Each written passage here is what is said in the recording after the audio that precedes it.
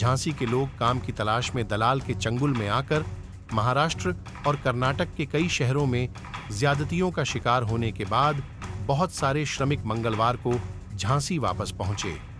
Jhelum express से झांसी पहुंचे 70 से अधिक श्रमिकों के स्टेशन पहुंचने पर पूर्व केंद्रीय मंत्री प्रदीप जैन आदित्य और उनके साथ कांग्रेस पार्टी के कार्यकर्ताओं ने मालाएं पहनाकर स्वागत किया। इस मौके पर पूर्व केंद्रीय मंत्री ने प्रदेश सरकार से इन श्रमिकों को झांसी में ही मनरेगा से रोजगार उपलब्ध कराने की मांग की। झांसी के अडजार के रहने वाले इन मजदूरों को ठेकेदार काम दिलाने के लिए पहले महाराष्ट्र फिर कर्नाटक ले गया था, लेकिन इनसे काम करवाकर भी किसी तरह का पैसा नहीं दिया जा रहा था। पूर्व मंत्री प्रदीप जैन आदित्य ने बताया कि इन सभी को जानवरों जैसे व्यवहार सहन करना पड़ा। हमने वहां के एएसपी और विधायक से बात की। दोनों ने कहा कि यदि मजदूर बंद है तो हम उन्हें छुड़वाएंगे। मेरा सन्नो बानो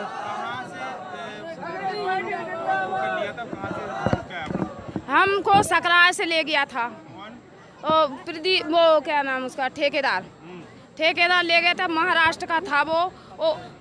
उसने बोला था हमको कि हम इंदौर ले जाएंगे, 400-500 रुपये दिन देंगे आपको दहाड़ी।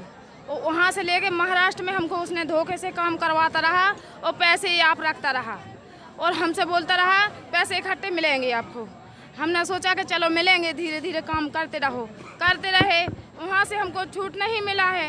हमने बोलता रहा और मारने की धमकी देता रहा, अगर तुम कहीं जाओगे तो मारेंगे हम लोग। हम लोग सब जैसे लेबर वाले हैं तो वो परेशान तो होंगे ही होंगे, खर्चे पाने के लिए परेशान हुए हम लोग। फिर कही कि चलो अभी काम करोगे, तैयारी करो और आपको चलना है दूसरी साइड पे काम के लिए। हमने सोचा कहीं अच्छी जगह, बोले इंदौर साइड चलना है, तो हमने वहाँ से हम लोग तो निकल लेंगे।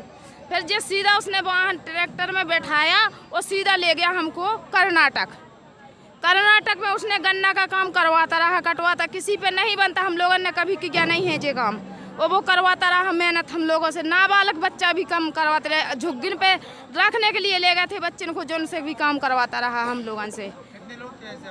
हम 70 थे पूरे काम करने वाले, वो बच्चे थे वो अलग हैं। 100 नहीं आ पाए, वो बंदी ऐसा बना रखा था उसने हमको कि निकलने की हमको नहीं मौका मिला है। फिर हमको मेरा पति निकल के आया है वहाँ से चोरी से। हाँ, मेरा पति का नाम है नसीब खान। फिर वो यहाँ से फिर उन्हें इतलाए करवाया है प्रदीप जैन ये कांग्रेस के मतलब नेता हैं। उन्होंने हम लोगन की व्यवस्था की हर जगह पे खाना पीना की। वहाँ से फिर पुलिस भेजा उन्होंने हमको। फिर वहाँ से पुलिस लेके आई थाने में भी उन्होंने पैसा भर दिया था, वो भी नहीं सुन रहे थे। फिर इनने फ़ोन लगाया कि मेरे आदमी को परेशान कर रहा है, क्यों कर रहा है। फिर वहाँ से बोले कि चलो हम ट्रैक्टर से छोड़ के आएंगे। फिर पुलिस लेके आई ट्रैक्टर से हमको, वो भी आया साथ में। ट्रैक्टर से छोड़ के उसने कुछ नहीं दिया हमको, और छोड़ के वो चला गया। फिर अब हम जिंदा इनको प्रदीप जैन को धन्यवाद देंगे। हम एक चीज़, एक वेदना, एक दर्द हम लोगों के सीने में आज भी है कि आखिर ये क्यों गए। इन्हें जानवरों जैसा बर्ताव सहन करना पड़ा। कई छोटे छोटे बच्चे तो उनके प्राण चले आते अगर सही समय पर अखंड भाई ये समस्या नहीं उठाते, संज्ञान में नहीं लाते। हम जिस समय पहुँचे, पेपर में निकला, मैं अगले दिन सुबह पहुँचा, मैंने देखा एक एक गांव वाला रो रहा था, चूल्हे नहीं जले थे। हमने वहाँ के एसपी से बात की, भीमा शंकर जी से, वहाँ के विधायक, उनको फ़ोन लगाया। दोनों ने कहा कि हम आए, मजदूर अगर बंद हैं हम उनको छुड़वाएंगे, और उनकी वजह से वो छूटे। लेकिन जो स्थिति है, इनके पास खाने के लिए नहीं था, इनके पास टिकट नहीं थे।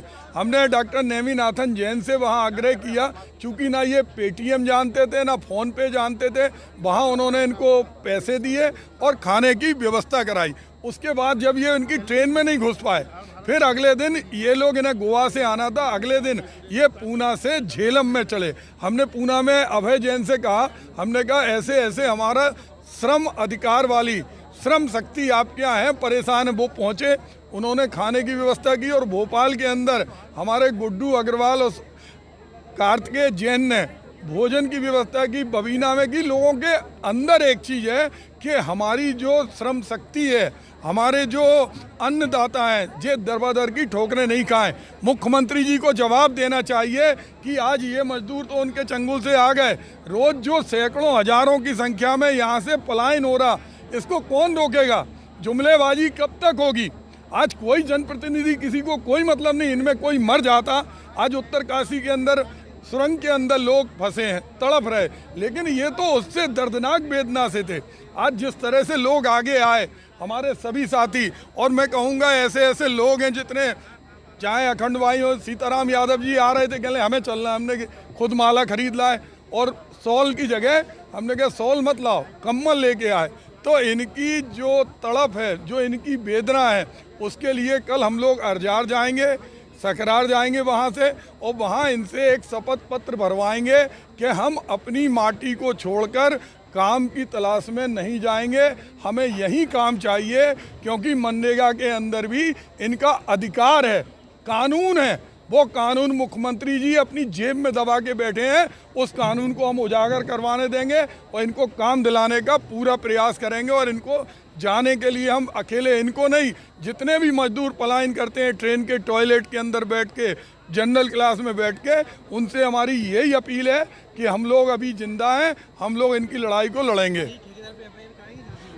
निश्चित रूप से हमने अभी, चूंकि इनकी एफआईआर वहाँ इन्होंने नहीं कराना चाहिए, हम लोग यहाँ चल के पहले इन लोगों ने गए थे, लेकिन सकरार थाने में इनकी एफआईआर नहीं लिखी गई थी। कल शपथ पत्र बनाने के बाद इनसे हम पूछेंगे, और जो ये कहेंगे, हमें इसमें कोई राजनीति नहीं करना, हमें इनको काम दिलाना है। झांसी से जसवंत ठाकुर की रिपोर्ट।